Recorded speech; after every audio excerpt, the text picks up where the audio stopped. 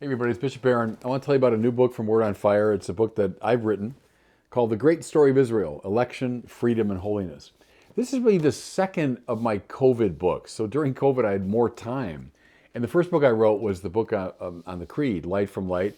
But I also wrote this one, and it's in connection with our overall Bible project. You know, this great Word on Fire Bible that's so beautiful. And I'm doing commentaries, New Testament and Old. So as I started doing that, it really grew into a full-fledged commentary. This represents volume one of a two-volume project. So it's my commentary on the Pentateuch, the Torah, the first five books, then the historical books of the Bible. So it's Genesis through 1st and 2nd Maccabees.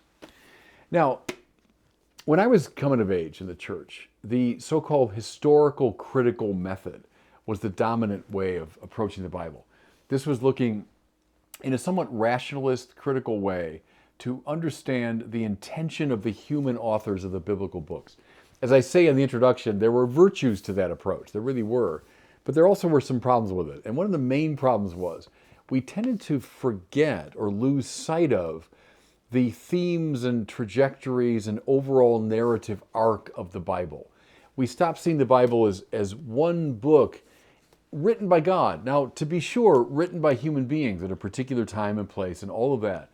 But nevertheless, God remains the prime author of the scripture.